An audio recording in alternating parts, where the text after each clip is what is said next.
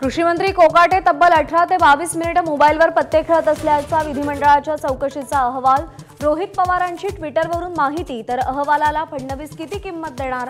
खासदार राऊतांचा सवाल।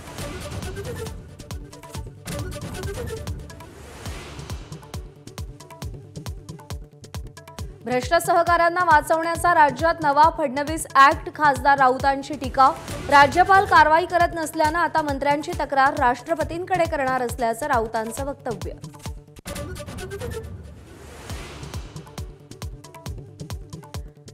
प्रांजल खेवलकर यांच्या ड्रग्ज पार्टीची इनसाइड स्टोरी माझाच्या हाती। अवघ्या 15 दिवसांच्या मैत्रीवर श्रीपाद यादव आणि निखिल पोपटाणी या बुकींसह ड्रग्ज पार्टी झाल्याचं उघड।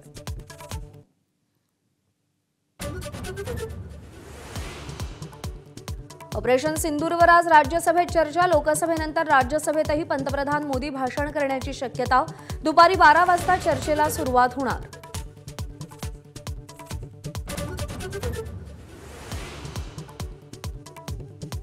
गुहागरमधील काही कार्यकर्त्यांनी शिंदेंच्या शिवसेनेची वाट अडवल्यावर भास्कर जाधवांचं शिंदेंच्या शिवसेनेची वाट धरल्यावर भास्कर जाधवांचं भावनिक पत्र।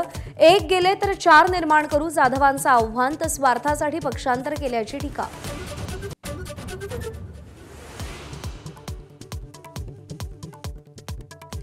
महाराष्ट्र प्रदेश काँग्रेस कमिटीची 285 जणांची कार्यकारिणी जाहीर। नव्या जुन्यांच्या कार्यकारिणीत संगम।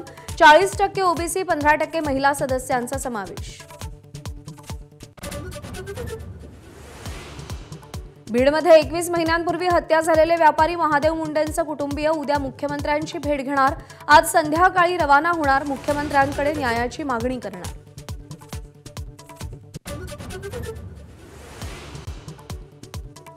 मालेगाव स्फोट प्रकरणाचा उद्या निकाल लागण्याची शक्यता। साध्वी प्रज्ञा सिंग ठाकूर यांच्यासह 7 जणांच्या मृत्यूदंडाच्या शिक्षेची एनआयएनं मागणी केली आहे।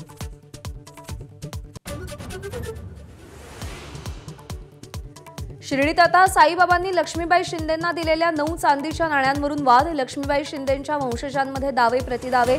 सहाय्यक धर्मादाय आयुक्तांचा कौल। लक्ष्मीबाई शिंदे ट्रस्टचे अध्यक्ष अरुण गायकवाड यांच्या बाजूने।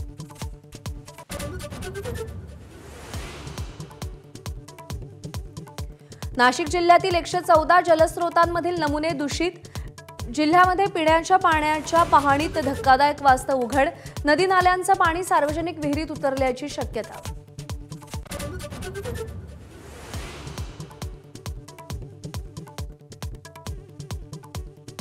चकमक फेम अधिकारी दया नायक यांना सहाय्यक पोलीस आयुक्तपदी बढती। 31 जुलैला दया नायक सेवेतून निवृत्त होणार।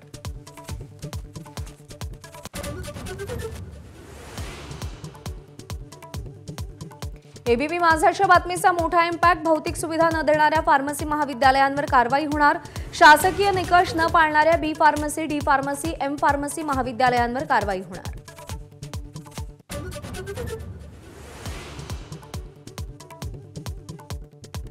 इस्रोचा आतापर्यंतचा सर्वात आधुनिक उपग्रह निसारचं श्रीहरिकोटामधून प्रक्षेपण।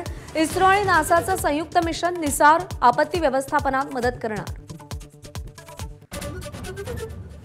रशियातील भूकंपानंतर जपानच्या उत्तर भागात त्सुनामी। इशिनोमाकी बंदरामध्ये तब्बल 50 सेंटीमीटर उंचीची त्सुनामी आल्याची नोंद। अन्य 16 ठिकाणी 3 ते 4 मीटर उंचीच्या लाटा उसळल्याची नोंद। अमेरिकन कंपनी प्रॉक्टर अँड गॅम्बलच्या सीईओपदी मराठमोळे शैलेश जेजुरीकर यांची नियुक्ती। मायक्रोसॉफ्ट, गुगल नंतर आता पीएनजीचं नेतृत्वही भारतीय हातात।